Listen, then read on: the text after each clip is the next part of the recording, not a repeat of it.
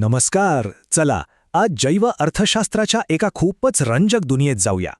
हे एक असं क्षेत्र आहे जिथे जीवशास्त्र आणि अर्थशास्त्र एकत्र येतात आणि आपल्या पृथ्वीसमोरील काही मोठ्या आव्हानांवर उपाय शोधण्याचा प्रयत्न करतात.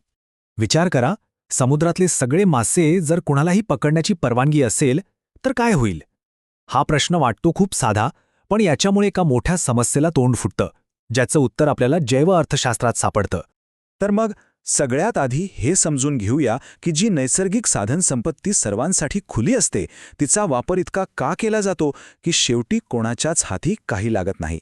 यासाठी खुला प्रवेश व्यवस्था म्हणजे ओपन ॲक्सेस रिसोर्स ही संकल्पना समजून घेणं महत्त्वाचं आहे. सोप्या भाषेत सांगायचं तर अशी नैसर्गिक संपत्ती ज्यावर कोणाचीही मालकी नाहीये, जसं की समुद्रातले मासे.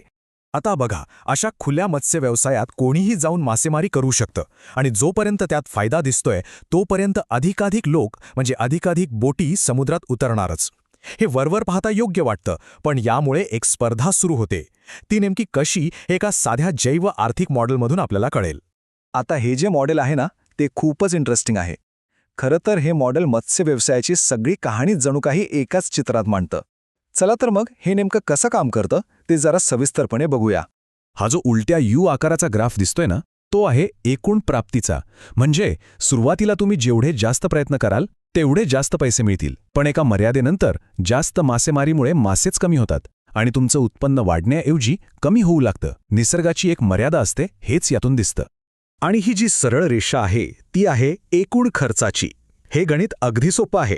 तुम्ही जेवढे जास्त प्रयत्न करणार म्हणजे जास्त बोटी, जास्त इंधन, जास्त वेळ देणार तेवढा तुमचा खर्च सरळ वाढत जाणार.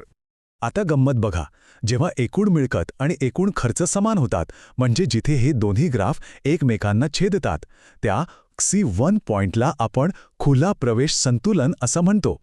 याचा अर्थ काय? तर नवीन लोक तोपर्यंत या व्यवसायात येत राहतात जोपर्यंत नफा पूर्णपणे संपत नाही, म्हणजे शून्य होत नाही. या टप्प्यावर मासेमारी प्रमाणापेक्षा खूप जास्त झालेली असते आणि आश्चर्याची गोष्ट म्हणजे संपूर्ण उद्योगाला मिळालेला निव्वळ नफा शून्य असतो. हे तर स्पष्ट आहे की ही खुला प्रवेश व्यवस्था मासे आणि माणसं दोघांसाठीही चांगली नाही. मग आदर्श परिस्थिती काय असायला हवी? सर्वाधिक फायदेशीर मार्ग कोणता? परत एकदा त्या ग्राफकडे बघूया. जिथे मिळकत आणि खर्च यातलं अंतर सगळ्यात जास्त आहे तो स बिंदू बघा. यालाच कमाल आर्थिक उत्पन्न किंवा MEY म्हणतात आणि हाच तो पॉइंट आहे जिथे नफा सर्वाधिक असतो. या MEI पॉइंटवर काय होतं तर मासेमारीसाठी प्रयत्न कमी लागतात, समुद्रात माशांची संख्या चांगली राहते आणि सगळ्या उद्योगाला मिळून सर्वाधिक नफा मिळतो. समाजासाठी हाच सर्वोत्तम परिणाम आहे आणि जैव आर्थिक व्यवस्थापनाचं हेच तर मुख्य ध्येय असतं. आता या दोन्ही परिस्थितींमध्ये म्हणजे खुला प्रवेश आणि सामाजिकदृष्ट्या इष्टतम यात नेमका काय आणि किती फरक आहे ते आपण समोरासमोर पाहूया. ठीक आहे, मग प्रश्न असा आहे की त्या विनाशकारी खुला प्रवेश बिंदूपासून या फायदेशीर आणि टिकाऊ बिंदूपर्यंत पोहोचायचं कसं? तर चांगली गोष्ट ही आहे की अर्थशास्त्र आपल्याला यासाठी काही उपाय किंवा साधनं देतं. यात प्रामुख्याने 3 उपाय आहेत. एक म्हणजे कर लावणे, ज्यामुळे अतिमासेमारी करणं महाग होईल. दुसरं म्हणजे कोटा ठरवणं, म्हणजे किती मासेमारी करायची याची एक मर्यादा घालणं. आणि तिसरं म्हणजे मालकी हक्क देणं, जेणेकरून मालक स्वतःच त्या संसाधनाची काळजी घेईल. एक गोष्ट लक्षात घ्या, हे फक्त नियम नाहीत, तर ही अशी आर्थिक प्रोत्साहनं आहेत जी लोकांना योग्य दिशेने वागायला प्रवृत्त करतात, जेणेकरून सर्वांसाठी एक चांगला परिणाम साधता येईल. पण थांबा, गोष्ट इथेच संपत नाही. केवळ सरकारी धोरणं पुरेशी आहेत का? यात सामान्य नागरिकांची म्हणजे लोकांची काय भूमिका आहे? हा विषय फक्त मासेमारी किंवा अर्थशास्त्रापुरता मर्यादित नाही.